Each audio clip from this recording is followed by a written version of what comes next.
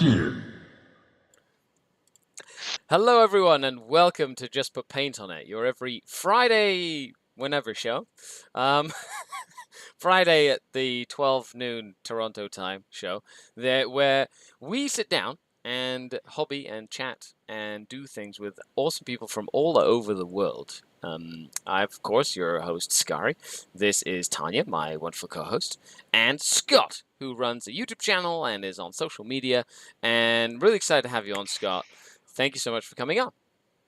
No worries. Thank you so much for having me. Absolutely. So, I'm working today on some Corsairs, which this is the second batch of 5 of my squad of 10, which I'm now painting. I am forcing myself to get them finished, and I've been eyeing up all these other projects I want to do and having to stop myself until they're done. Once they're done, I will do other things, but I'm trying so hard to finish this. So wish me luck. I've got 5 more to go. I'm almost there. But Tanya, they look awesome. I love them so much. They look so cool. And thank you for the colors, by the way. All Tanya. You're welcome. The cool like jade color and the pink color and all that stuff. So Tanya, what are you working on? And where can people find you? I'm working on Morn Fang because they're cute, and this is the first one that I've painted in 5 years, and I can already tell it's like miles and above better than the ones that I already have. But that's what I'm working on. You can find me on YouTube and Instagram and Forge the Narrative podcast. That's mostly what I do. The link You can sometimes find me on Twitter, but it's sporadic. Yeah, it's like little chirps. Tweet, tweet, tweet. Anyway. And then silence for like weeks on end. And hello, chat. Thanks for coming out and hanging out with us today. Really appreciate it. But Scott, why don't you tell us a little about you? Who you are, where you're from, and where can people find you? Sure thing. So I go by ScottyD49 on all my socials currently. I'm a bit of a mix of everything. I am based in Canberra, Australia at the moment. Currently 4 a.m. over here, so ridiculous o'clock in the morning. But yeah, I do tournament coverage. I travel to tournaments across the southeastern part of Australia. I do hobbying live streams, tournament preview and recap part of that as well. Also do a bit of commission painting from time to time on centerpiece units and HQ models, as well as some competitive coaching for some guys in my local area. And I run the local leagues at the moment. I'm helping get the tournaments continue running for next year. There's a lot that I do 40K wise within the local community. So yeah, I do a lot. That is awesome. I love it. It's like it's crazy to see. Or it's not crazy, but it sometimes goes without a lot of praise to have people who are literally the beating heart of a community or like help move a community along. It's just really cool that you're doing stuff like that for your community. And I actually I've watched a few of your videos. I don't really get a chance to watch a lot of videos because I tend to be more busy than being able to just watch content. But the ones I have watched, I enjoyed. I like the format. It's very informative. It's like more educational, and that's the kind of content that I really like to watch when I'm learning like a new game system. Like right now, I'm learning Necromunda, and I'm literally scouring the internet for Necromunda videos, and be surprised. There's only like 3 channels that I've found, 3 or 4 channels that are really kind of talking about Necromunda, or at least in the things that I would like to know or find out about it. So it's cool that there's more educational channels out there. Yeah, that was something I noticed, and it's really kind of a bit of the backbone of my content is I want to be able to take someone from all stages of the hobby. So if they're just starting out, I want to be able to go, all right, how do you get into the game? How do you start learning how to play? How do you start a faction? What faction do you want to get into? And that's kind of the premise of my For the New Guy series that I do. But also, like, I foresee where I want to take it in terms of being able to take people from each stage. So go, all right, let's go with, you've started off, you've picked an army, this is what you're running, and then go, okay, how do you get that to 2,000 points? How do you then elevate your gameplay? And then how do you start getting into playing, 2,000 point match play, or playing in events, playing in leagues, maybe running your own events and stuff as well. So yeah, there's a lot of stuff that I really want to start doing with the channel. It's also being able to balance time between full-time work and everything else that I do. So it'll take some time to get everything that I want up to that level. And, who knows, we may have 10th edition drop before then, but, that's just more content to be able to be created. Yeah, I gotta love it. Prankster asks in chat, says, Tanya, Rizvan, are you taking any time off for the holidays? Well, this is the last show of the year. We will be taking, I want to say, was it 3 weeks off, Tanya, on our schedule? I think that's how it landed. Yeah, so we're Something like taking, Christmas is basically next weekend, so we're taking that Friday off, and then the one right after that is New Year's. And then we're taking, I think, the first weekend of January, or we might be back like right after that, but it comes up to about 3 weeks worth of us not having to do a show. And then when we come back, we have a few shows before the end of the season. So it's really exciting. We got some really cool guests lined up. Of course, Scotty, it's funny, I had scheduled you in, I believe, for last week, and then I totally gapped, and we booked the cool zone on, and then thank you for rescheduling, by the way. So that was very kind of you. It's all good. This was one of the other dates that I was available to. Of course, getting into January and February would have actually been a lot harder because my wife is actually 7.5 months pregnant. So, Ooh. Yeah. You're going to be busy. Yeah. Well, congratulations. That's awesome. Thank you. Thank you. So, yeah. Yeah, it's funny. When my wife was pregnant, we when like I had my like parental leave or whatever, my father's leave, like after Ollie was born. That was when I started like my YouTube channel in like earnest, because I was at home and I was helping with the baby, and like I had a lot of time to like paint, when the baby was like asleep, and things like that. So it ended up making my hobby more active in a lot of ways. Yeah. Yep. I've heard that from several other fathers in the Australian scene as well. When I've spoken to them about it, they're like, "Yeah, you'll just end up hobbying when you've got downtime and Bub's asleep, and you're not having to do anything pressing." Yep. Whilst you're on leave and stuff. So yeah, that's kind of how that works. I found. Of course, as they get older and whatnot, you kind of have to make sure that you're more available, because then they don't really nap and things like that, and that's when you don't really have any time, because then they don't nap or they don't, go down and eventually then they get past that stage and they're like, Dad, leave me alone. I want to do my own thing. And you're like, well, okay then, you ungrateful little shit. And then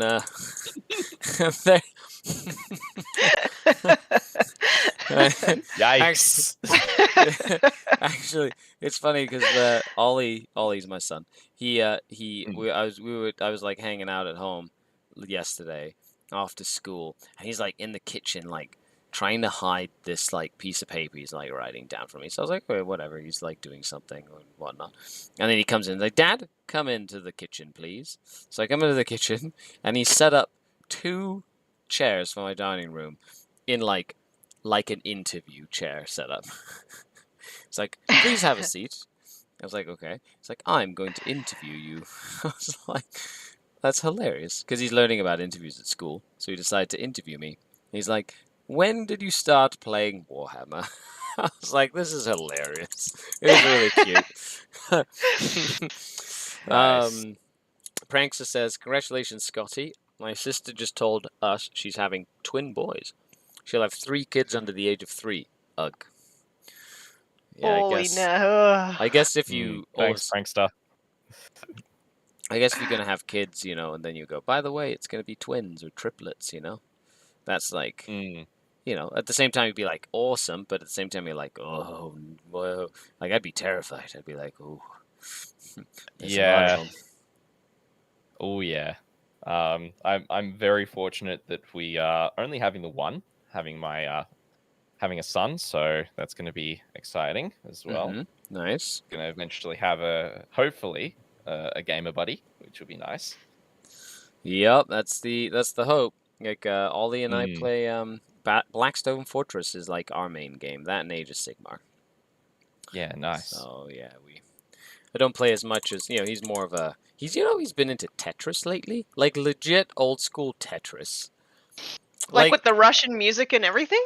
like legit classic Tetris. Like he bought Tetris for his Switch, and there's lots of different modes, but like he watched like the competitive Tetris like championships in Vegas or whatever, like, and was like, wow, that's fast. And now he's like literally trying to like get to that level, and he's like, he's just playing Tetris. I was like, you're like an old man, and you're 10.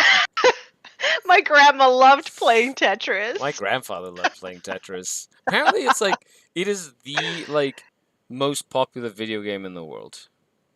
Mm-hmm. Huh, Like I can see it. yeah, it's like more popular and bigger than like Minecraft, which is the second one in the world.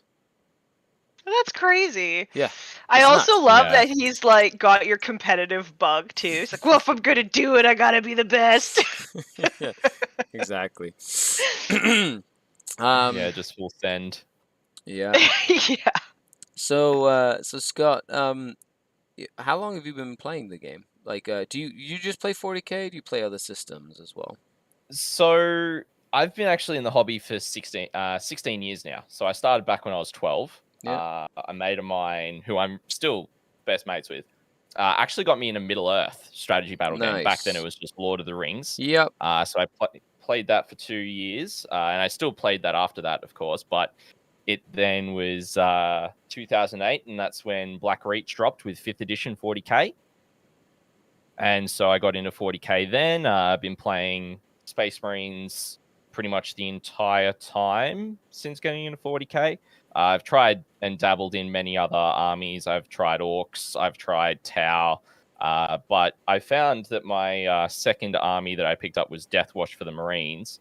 And then with 9th edition, I picked up Necrons because I was like, finally something that feels different to Marines, but also it's not, it's something that I think I'd enjoy, and I'm enjoying it so far. Nice. It's definitely different to paint. And then also back when 8th edition Warhammer Fantasy kicked around, I started up with High Elves. And so I've got about 6,000 points of 8th edition Fantasy High Elves sitting in a case somewhere. So I've got a lot of stuff for the hobby. That's But awesome. yeah, mainly play 40K currently. I would love to get back into doing some Middle Earth stuff if I have the time to do so at some point. I recently played a game of Lord of the Rings strategy battle game or whatever, like the newest version of the game, and I remember playing Lord of the Rings back in university. This is like going a bit way back. I remember playing against my friend Colin, and he basically had some miniatures, and he let me play. I played like Mordor, and I had an armored troll, which was like one of the only factions that can have like a leader troll that has like willpower and stuff. Which, Yep. if you haven't played the game before, it's like a stat that lets you kind of like, kind of make rolls do what you want them to do in like, cinematic ways, like limited times per game sort of thing. And but trolls normally don't have that sort of stat. And this armored troll is like my favorite thing. So I played with Luca from Mini Wargaming. It should be out at some point. I'm pretty sure it's on the editing table right now, or in the editing floor. But I had so much fun recreating like that Vision game from like 15 or 16 years ago. It was very entertaining for me. And I like that game. It's one of the most balanced games Games Workshop has ever released. I saying 100% agree. Yeah. I actually think that it's their best rule set as well. Yeah. I would not disagree with that. It is very balanced, and I really enjoy the mechanics. Yeah. It's also one of the games that it's easy to pick up straight away, but it is hard to master. Yeah. Because there's all the different, like in the Hobbit rule set, when they updated it for the Hobbit, they added in the various different attacks you could do with weapons and a bunch more heroic actions you can use. So characters, like as you were saying, they've got what are called might, will, and fate points, and they've got a limited amount of those. And you use might points to do heroic actions, and they've introduced it where characters will have a select list of actions they can choose from. Yep. And so you use those to do those actions, and then your opponent can also do the same. And you just kind of it's very like it's like stratagems for 40k, but on a more limited scale because they're only within 6 inches of that character. I think it's 6 inches of that character from memory. Could be smaller. I haven't played enough to really remember a lot. However, I had a lot of fun. I played one of the ring wraiths, and I came to find out in that game that one of their mechanics is they only stay on the battlefield for as long as they have like willpower, I think it is. And basically every time they have like really powerful spells and like do like cool effects and stuff, but every time they use these spells and effects, they use willpower. And so they drain their own little willpower, and then at the end, if you use up all their willpower, they just dissipate, right? They turn into nothing. And if you're in combat, they automatically lose willpower. So there's this little freaking human that notices I'm on 1 willpower, and he like literally headlong charges into my ring wraith to make sure he's in combat. So like he dissipates. Didn't have to do any damage. I was so sad. Yeah. Yeah. It's great fun. So yeah, I mainly play Gondor and Lord of the Rings dwarves, so not the Hobbit dwarves. Yeah. Which you don't really see. You don't see anything in the films except for a little allusion that Legolas makes in the 3rd film. That Erebor was getting marched on, and it actually gets attacked by I think it's Easterlings and Orcs during the same time that either the Battle for Minas Tirith or the Black Battle at the Black Gate is occurring. I can't remember exactly which one of the two. Right. If only I could remember my Tolkien. Better go back and read it. Oh, when I read that book, I was like, not that I dislike the idea of reading that book again. It was more the fact that when I read The Lord of the Rings, I read it as part of a reading competition at my school when I was in like middle school. I think I was in like 7th or 8th grade. And this reading competition was like big stakes because the winning prize was a DVD player. Oh yeah, baby. This was like when DVD players were like rare. Expensive. It wasn't just a DVD player; it was a multi-region DVD player. Oh, so it was a fancy DVD player, and I literally read an average of like 500 or 600 pages per day for like a month and a half, maybe. Whoa! It was a long time, and all I remember is I didn't pick up another book for like 10 years. Like for fun, because I was so burnt out from reading that. I literally was just like reading. Okay, but like, did you get it? Yeah, I won it. Was it worth it? I don't know. It kind of like made me like sad about reading. So now I read like a lot of the Sharp novels, like Sharp's Rifles and all that Bernard Cornwell stuff. And I enjoyed those because it's more like historical fiction. But I don't know. I kind of have to really want to read a book now to read it, if that makes sense. I've been feeling the pull back to Lord of the Rings. So Nice. I'm actually reading a couple of smaller books right now. So I'm reading The Prince by Machiavelli. Almost finished that one. That's a good and one. then I'm gonna read Art of War, and then I think I'm gonna do Lord of the Rings again. Art of War is, funnily enough, one of my favorite books. It's not what I thought it was. Mm-hmm.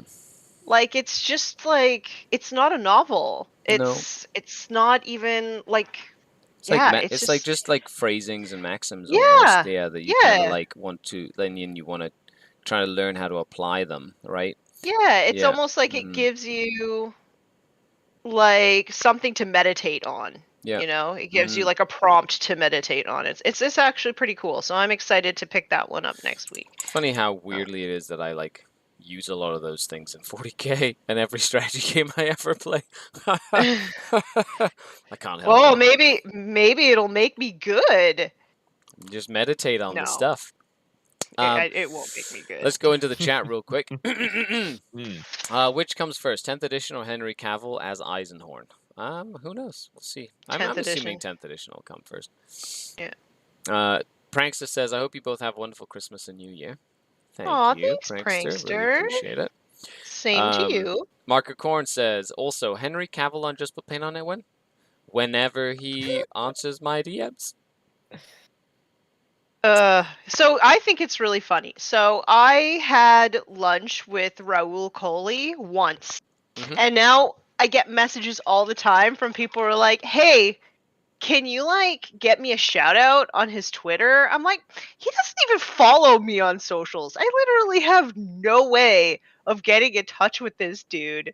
Like, come on. I am a nobody, but He came down to, he went to just play on, right? To like film. Yeah. Yeah. That was fun. Yeah. That must have been fun. Play on is fun. I mean, Steve was teaching him. Steve was doing like a teaching game, and all my friends were there. Like Tack was there and Mubin was there, so we just all like buggered off and went to play Marvel Crisis Protocol. Amazing. I left them upstairs to learn how to play Warhammer. That's awesome. Yeah. Well, I will Then we say had lunch. it is. What do you think, Scotty, of Scott of Henry Cavill like an Amazon kind of teaming together to create some 40k content? So, funnily enough, I was talking to my wife because my wife's big into Henry Cavill as Superman. And once the news dropped, she shared it. It was like, "Oh, did you see, about Henry Cavill being dropped as Superman?" I'm like, "Yeah," and he's been dropped from The Witcher, and so, one, it'd be great to see him back on The Witcher if they decide to recast, which of course they're probably not. But two, it'd be really cool to see him do any Warhammer stuff. Literally 2 days ago. And then he drops this info, and I'm like, oh my gosh, like my wavelength of my mind must have just been at the right moment in time, thinking about the right thing, and then bang, he just announced it. I think it's gonna be great. I've seen other styles of content from Amazon come out like that, like the Legends of Vox Machina is something that I've watched and really enjoyed for That was really based good. off Yep. Yeah. And so if it's going to be at that level of production quality, whilst yes, it is live action, and they've confirmed that it's going to be live action, I think it's going to be great. I just hope that, with Henry involved and with the right writers and the right people involved, that it's going to be great. And I think that's it's going to come down to, is the right people being, as true to the universe as they possibly can, to really bring 40k to live action for the fans. I am very excited about it. Of course, with any sort of like fan project or I'm a huge fan of fan service, if that makes sense, but I definitely want them to make like a good quality thing, not just like put stamp something with a 40k sticker and be like, this is 40k, like actually do it justice. At the same time, I feel like the 40k universe, even though it's like super big and like has a lot of meat to it as like a universe, it's not easy to represent. Not just because of like the vastness of the universe and the like depth of characters and stuff, but also because of like the themes. It is not a nice place. The 40th millennium is terrible. It is not like, and even the good guys are bad. Like they're not good guys. There's not like, you know what I mean? The Imperium is a terrible place, and they're not exactly a moral society, if that makes sense. So like especially nowadays, I feel it would be very hard to represent that and not get like crucified in like the media, if that makes sense. So at some point you'd have to make it like crazy rated R, like this is for adults only, or you dumb it down to have like a kid-friendly version to increase the like marketing potential of the universe. But then it becomes like, how grimdark can you actually get something like that? Yeah. Yeah, it's definitely an interesting point. I think, from my perspective, I'd rather see them not necessarily try and do like this massive story arc. Like, we know that Henry's a massive fan of I can't remember if it's Eisenhorn or Ravner specifically, but maybe following a named character of sorts, and maybe more of a human named character, like an Inquisitor or a Asher Militarum General or something along those lines, so that there is that that relatability, because it can, like, you're right that it can be quite hard to relate to some of these alien races like Tyranids, for example, or Eldari, which might be a bit easier because, being elves, and we're so used to elves within various genres of fantasy. But yeah, I think they've got to start small and then work their way out, rather than try and encapsulate everything at once. Yeah. What do you think, Tanya? I think that my favorite Horus Heresy novels are the ones that actually focus on a human as a lead character. So I think I would actually be disappointed if it was a Space Marine led narrative. Like, I think you can have Space Marines in it, but it's really, really hard for the audience, especially if you don't get any internal monologue. It's really hard for the audience to like resonate with that character. They can't see themselves in that character. They're not going to get invested in that character. So that's what I would hope. So yeah, I agree. I think that an Inquisitor kind of storyline would be good. Maybe some sort of like intrigue storyline like Mechanicus. I don't know if you've read that one, but that one was a human-led storyline as well. Something like that, or even Outcast Dead, where you could have like a motley crew of different Space Marines or something, and they're like tasked to I don't know protect a human or something. That might be cool. But yeah, if it's all just like if it's all just Space Marines, I think it'll be too one-dimensional in a way to really Space Marines are grab not people. exactly like the most in-depth characters, they're literally like bred in mind, body, and soul to just be murder machines. You know what I mean? And that's they all know we know. this. Yeah. Yeah. They're literally And just they're like killing machines. hyper self-aware of that as well. Cavil as a rogue trader would be awesome. That would be actually pretty cool. Well, that would be a good take on it. Did you guys watch or know about The Expanse?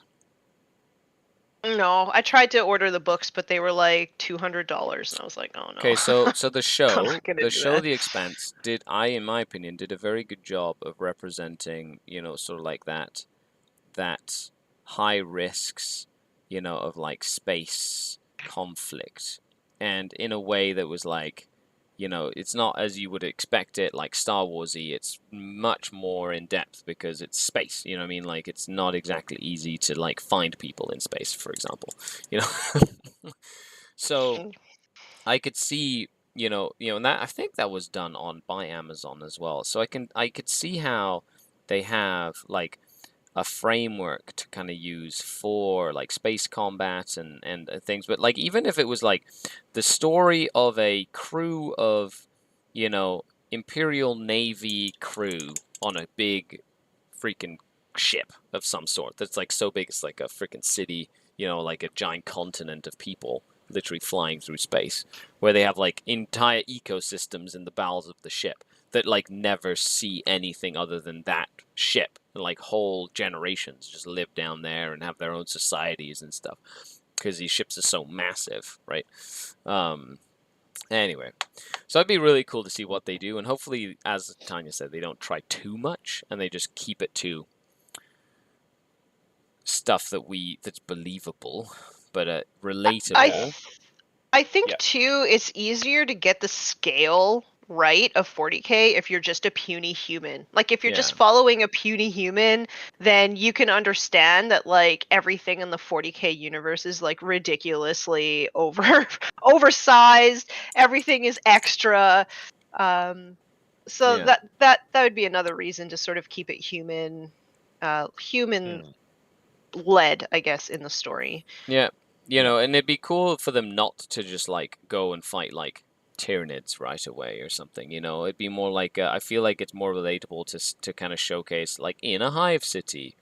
You know, very much. Well, then again, a lot of the 40K universe stuff is directly sort of like influenced by, you know, Judge Dredd and like all these like sci-fi universe things or like Mhm. other sci-fi stuff. So it's going to be hard to well, I guess I want to say the layman population that doesn't really know much about Warhammer is going to, I'm assume, instantly like compare them to that sort of franchise or that sort of, you know what I mean?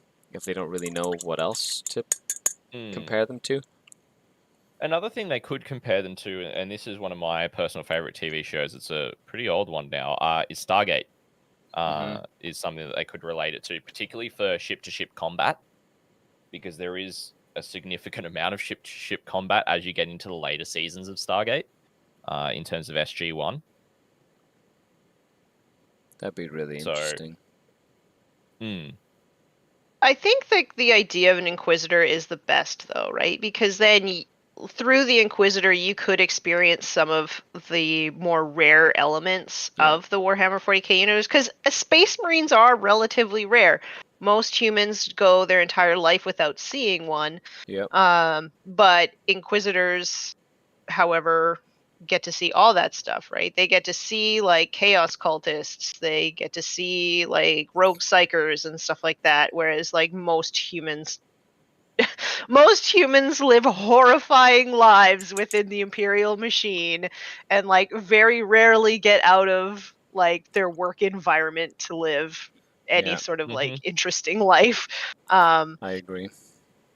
yeah. it's just so bleak. That's the other thing. Like, how much bleakness can they actually put in there It'd be without so people being like, depressing as a human I watching it. You'd be know? like, I don't want this to be my future. You know, and when people say, It'd be I definitely totally dystopian. survive in like 40K. No, you wouldn't. No, Mm-mm. no, you would not. I mean, you might if you worked for the administratum, but like, what kind of life is that? Press buttons your whole life and then teach your kid how to Yeah, press buttons and you're like literally doing data entry on such a grand scale, like 16 hours a day of data entry. Like, oh my ugh, god. gross. Yeah. Yeah. Yeah. I would not want that. No wonder there's so hmm much rebellion in the Imperium and falling into chaos. That would just be like, you know. Yeah. Like, I mean, can it really get worse under Horus than it is under the Emperor? Maybe not. Yeah, there You might know? be a little. Well, there's still about the same amount of blood sacrifice now, isn't there? Good Yeah. old Emperor. Blood Yeah. sacrificing, Mm, soul sucking stuff. Okay, let's jump into 10,000 souls a day. exactly. Is that how much? How many it was? Yeah. Mm.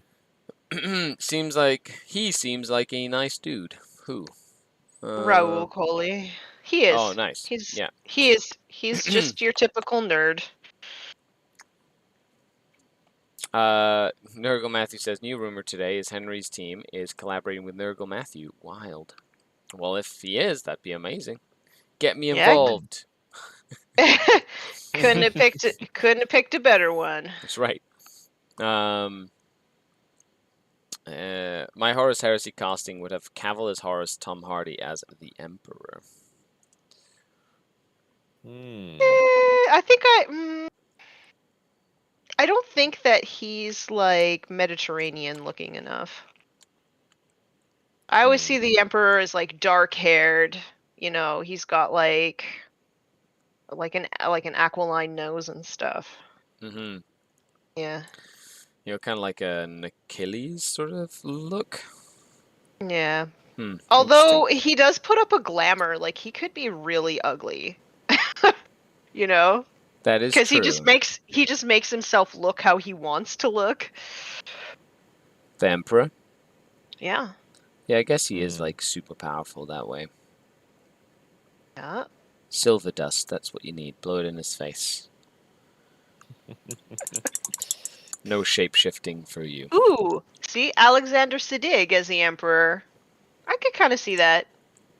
He's kind of small though, but I mean, you put him in power armor. Somebody do a tier list right now of the people who could cast as different, like imperial stuff or whatnot. Oh, see, look, gosh. I love. I was just gonna say I've seen they've floated around so many times over the years the images of like Hollywood actors as the Primarchs. Yes. Mhm. Yes. Some of them are quite good, actually. Yeah. I You guess were it saying, didn't really Skari? matter. Yeah, I guess it didn't really matter who does Ferrus Manus, though. Oof. That joke made me smile inside. He didn't get to stick around that long. Nope. Couldn't get ahead in life. Oh! Double whammy. I'm not sorry. I stand by everything. And all of you Space Marine lovers can bow to my awesome digs. Oh, jeez. Sean Bean is Ferris. Oh no. Oh!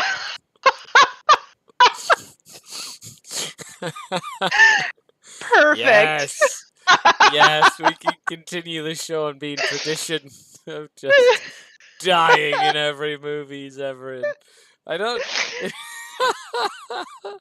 I think he's actually got a contract clause now where he can't actually be in a role where he dies because he's died so often in everything else. He's so good at it, though. Yeah. There was even this one movie that I watched where he was like a witch hunter or something. And they were like hunting like a witch or whatever. It was like a medieval. And he died in that one too. And that one, I was just watching this movie because it was on television and he literally died in that one as well. I was like, oh, it is true. Black Death. Okay, yes, thank you, Hail Hydra. That's the movie. Oh my gosh. Anyway, so funny. Thank you for making us laugh. That was a Chat. good one. That was Thanks, definitely, Mark. That was definitely a good one. Solid. Oh, I can't wait to get these Corsairs up and painted. Oh, they're gonna look so good. Yeah, are you struggling a little bit with them? No, I'm not struggling. It's just No. everything in my body is telling me I should start another project. Fight it. That's exactly what I'm doing. So I made a pledge with my local Age of Sigmar group that I was going to get like a certain number of things done and like specific things done. So now I'm super far behind and I'm like, oh no, am I going to be able to do it? So I've got till the end of December. So yeah, probably over the holidays I'm going to be like mad painting. You got this, Tanya. You got this. And one of the things I want to do is I want to finish this stuff because in January, we do this wonderful thing called Drucanuary, where I'm going to be painting some more Dark Eldar stuff. Or Drukhari. What? So, not going to be painting Black Templars? No, that's... What? What does Katie call December? Crusademas? Is that what it is? She paints like a bunch of Black Templar stuff? Yeah. Anyway, hashtag Crusademas, if you're a Black Templar fan. But we do hashtag Drucanuary, so if you want to follow along during January, I'm gonna be painting. I literally have a box full of unprimed Dark Eldar models, and I need to just get them done to my new standard. So probably gonna pick a Venom next, do a Venom, and then have one Raider, one Venom in my new scheme, and then like another one, and then another one, maybe a Ravager. Who knows? We'll see. Nice. Something I'm big on, I've done this for many years, is something I call the War on Grey Plastic Challenge. And it's where I challenge myself, and I've obviously expanded this to the community at large now, in terms of just being able to I'm going to commit to getting this list of models / units done painting wise for this year. And posting up progress on that and being able to get through my backlog. I have the additional challenge of being I'm actually not going to buy anything new up to, over the value of what I actually complete. Nice. And That just seems like heresy. It's actually worked significantly well for me this year. I've Yeah. actually managed to, I think it's I've got a $600 plus surplus on the completed versus what I've actually spent. So Nice. it's been good. And yeah, I mean, we've all got massive backlogs of stuff as hobbyists, so it's always good to help encourage and inspire and keep other people accountable in terms of getting through their backlogs so they've got more stuff to use on the table. It's so funny. So I realized that I have a huge collection because I did an inventory this year. So I have basically a Trello board with all of my different armies on it, and then it'll have needs to be built, needs to be painted, and then completed for all of them. And then my Space Wolves are so shameful. I have so much that still needs to be even built. And so I can look at it. I have a visual to see where I'm at. My orcs are almost all painted, which is amazing. But everything else is kind of fallen to the wayside. So I have that visual, and then people in my gaming group were talking about what percentage of their stuff is unpainted. And some people were like, oh, only 10 or 20% of my stuff is unpainted. And I was like, okay, probably 60% of my stuff is unpainted. However, I've painted probably more than half of them combined have painted this year. So I don't feel so bad. I'm getting stuff done. I just have a ridiculous backlog. But now I can see it. So now I can maybe work on the problem a little bit. Yeah, Yep. inventory is Yep. massive. It's funny because I was going through some boxes and I literally found kits of stuff that I'm like, when did I get this? And I was like, I don't probably even won it. remember. You probably won it. Yeah, potentially, but it was like I would have loved to have remembered that I had this, 4 months ago, sort of thing. You know what I mean? Where I could have totally used that for this or that or this project or that project, And Yeah. and so it was just funny to kind of go back and see some of the backlog. So, but now I'm like, okay, if I'm gonna do something, I want to finish it. Hence me finishing these Corsairs, and I'm doing what we do best on the show, which is to hashtag just put paint on it. See, I think the trick, if you're going to run a running inventory like I'm doing, is just to make sure that you keep it updated regularly. Yeah. Yeah. I do recommend it, though, if people are feeling a little bit overwhelmed by their collections. I do recommend just starting some way of keeping track, even if it's a spreadsheet or whatever. And you change the color of the cell when it's completed or whatever. I think having a visual kind of, at least for me, it knocks down my anxiety about how much I've collected.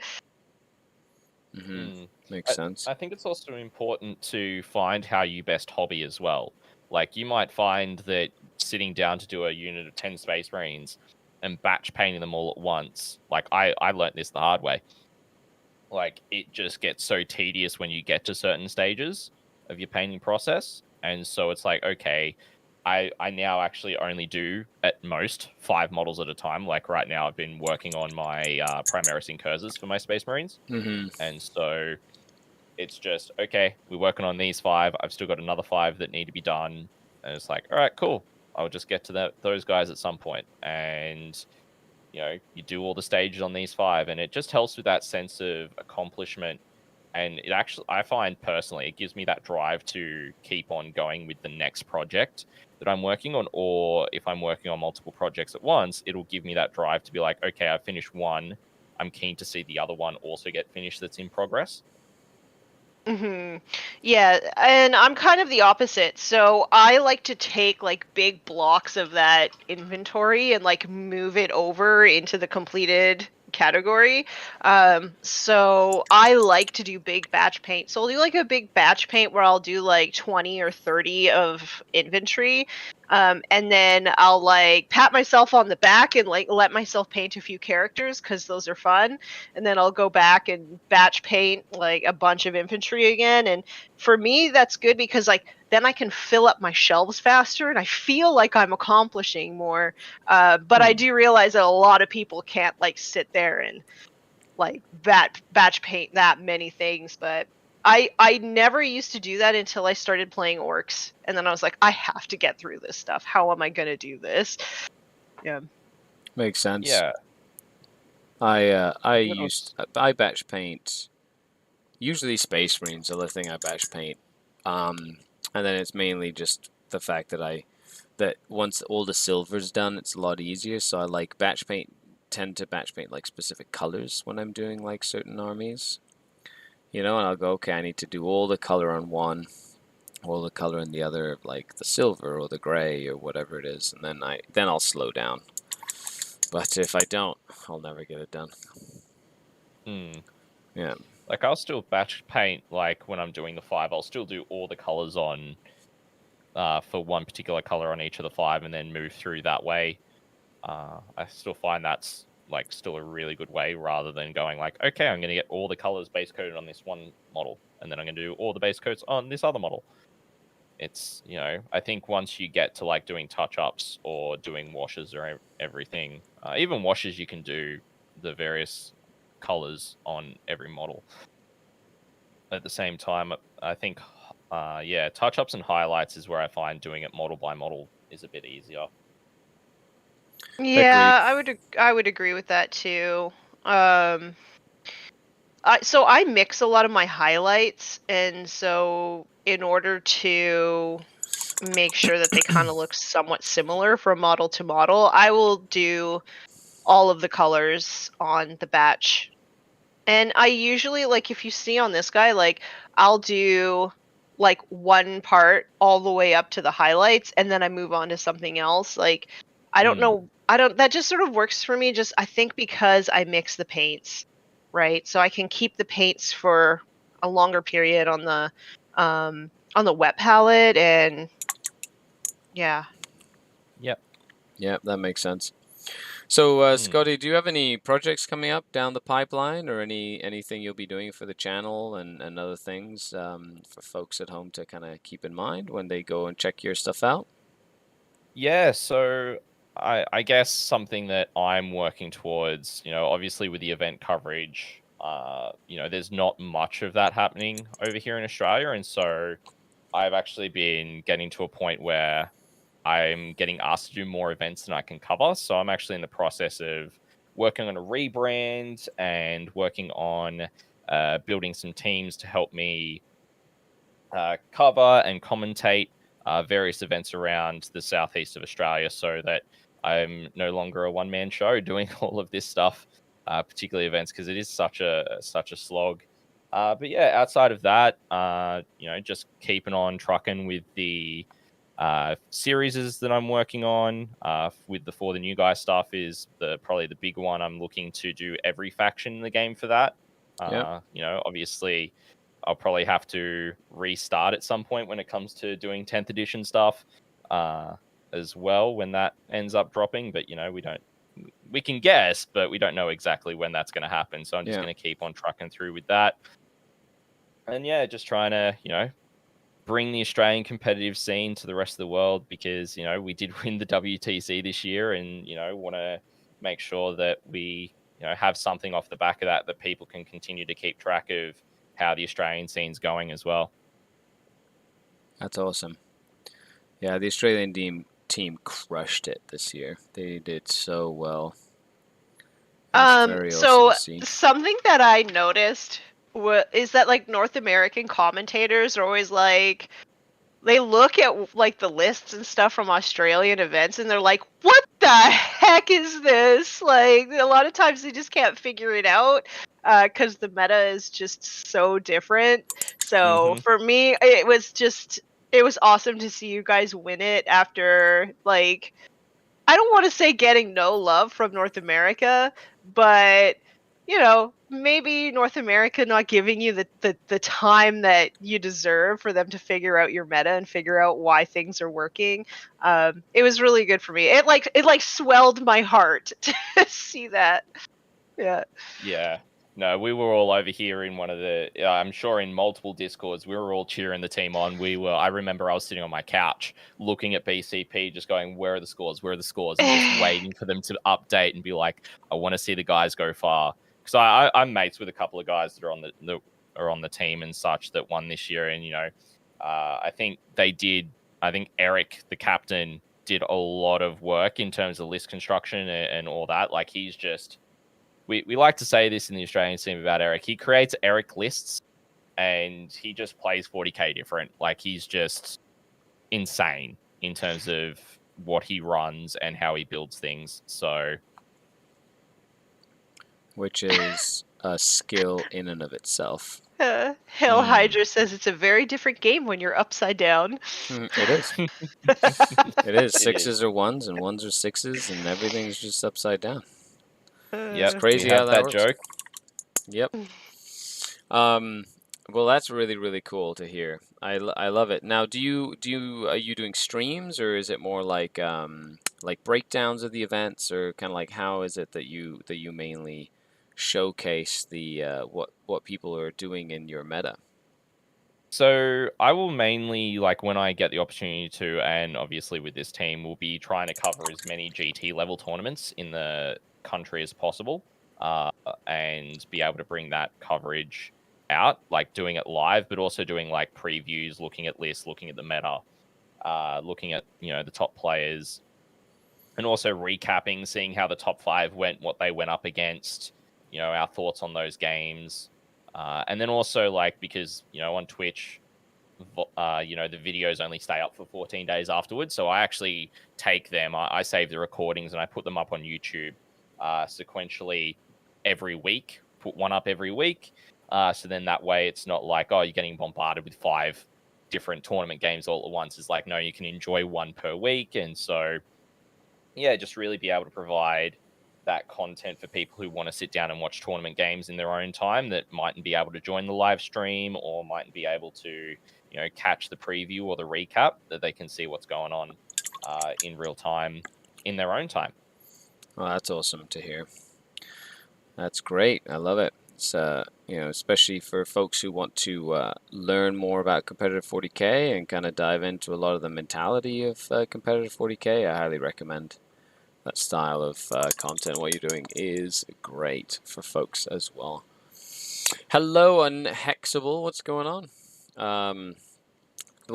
This looks hard to paint. The little Corsair. Yeah, I'm not using the smallest of brushes, but I find that I like having more paint on my brush than having a small brush. As long as it goes to a good point, which tends to be okay with a lot bigger brushes than you might think at first. It's true. And then you get, and then you just get more comfortable, kind of letting the paint go where it wants to go on the model, and you just kind of guide it with the brush rather than trying to like paint it in like a pencil. I know it's like a just little tips and tricks you pick up over the years of painting. It looks a lot harder than it is, but if you try, it's going to feel harder. If you just let the paint do its thing, it tends to just be a lot easier than, yeah. You know what I mean? My recommendation for new painters is to like not expect greatness right away and just spend some good quality time learning how the paint works. So like essentially just experimenting with like how much you thin your paints and the size of your brush. And if you make a mess, it doesn't matter. If you're worried about expensive GW models, then I don't know, get a buddy to 3D print you some stuff, or get some of those cheaper D&D models just to practice on, and just figure out how the surface tension of the paint makes it work differently with how much water you put in it, and yeah, that'll help you get your like really nice clean base coats. And then when you're comfy, you can go over to your expensive models. At the end of the day, you want a hashtag. Just put paint on it. Just put paint on it. Yeah. That's right. Mhm, Which, by the mhm. way, thank you everybody who's been using that hashtag, especially on Instagram. I'm loving all the really cool models that are showing up on the hashtag. For the longest time, I wasn't actually following the hashtag. I didn't know that was a What thing you the? could. I didn't know it was a thing you could Really? do. Okay, so Wow. yeah. So, and then I was like, wait, I can follow the hashtag? And so now I follow the hashtag. So I get to see some really cool miniatures that have all been shared on the Just Put Paint on It hashtag. So please feel free to share your stuff on socials with that hashtag so we can check it out. So we are coming towards the end of the show, Scotty. I know it's crazy. It's time flies when you're having fun, eh? 100%. But before we finish up, why don't you tell people a little bit about where they can find you? What's the best way to support you as a content creator? And before we close out the show here. Yeah, for sure. So I primarily stream on Twitch at the moment. So if you search on Twitch, ScottyD49, that's where the channel will come up. Also on YouTube, I as Skari's talked about and we've discussed during the session, I do videos on there as well. So you can just search ScottyD49 and you can, if you feel like dropping a sub, if you enjoy the content there, it'd be appreciated. Of course, on Facebook, Instagram, and TikTok as well. I do short form content of the projects that I'm working on and completed projects as well. Obviously got my own Discord, got my own Ko-Fi, which is similar to a Patreon platform and such as well. So yeah, there's each of the different platforms have the link tree that gives the links to everything else. So if you find one, you'll be able to find the rest. Awesome. I will make sure, of course, that I put the link in the comments down below. Of course, so everybody can check that out as well. Good Rockstar, thanks for coming up at 4 a.m., all the way on the other side of the world. As we used to say on the show, this is the show that starts at 4 a.m. somewhere in the world. And today, that was a real thing that happened. So that was fantastic. Thank you so much for coming on, Scotty. It's been an absolute pleasure. No worries. Thank you so much for having me. Tanya, before we finish up, why don't you remind everybody where they can find you? Well, you can find me on YouTube. I do short videos, like 1-minute videos on different weird rules in Warhammer 40K. You can also find me on Instagram. That's where I share the majority of my hobby. You find me on Forge the Narrative podcast with new episodes out every Saturday. And if you want to get in touch with me, the best way to do that is through my Patreon Discord, because all other notifications are turned off. I'll get to you eventually, but if it's timely, Discord's the way to go. Yep, I know that feeling. Yeah. My phone does not buzz or beep. Nope. Nope. No. Never. Or I would go crazy. Never. Yes. So thank you so much for hanging out for episode 10 of season 4. This has been a great season so far. Make sure you check the playlist for all the other Just Put Paint on It guests. Make sure you stay tuned. A happy holidays, Merry Christmas, Happy Hanukkah, Happy New Year to everybody, and whatever you celebrate at this time of year, before we move into 2023, which we'll be back with the show in a couple of weeks. So make sure you stay tuned. And then we've got I think one show, and then it's my birthday. So we have my birthday show too, which is exciting. It's not on my birthday, but it's a day earlier. Anyway. I was going to say, both of our birthdays happened on a show day. I'm assuming if we do the show long enough, at some point that will happen. But maybe. Mark it in your calendars, January 14th. And if you want to buy me a present, you can support me on Patreon. Okay. Other than that, thanks a lot, everybody. You're all amazing. I've been Skari, your grateful host. This has been Tanya, and this has been Scotty. Thanks a lot to everybody, and don't forget to hashtag Just Put Paint on It. Right? Yeah? Always and forever. Always. Is that how that works? Every time. Yes. Every single time. Can't pay rent? Just put paint on it. can't like trouble with the in-laws, just put paint on it, right? Oh, don't do that.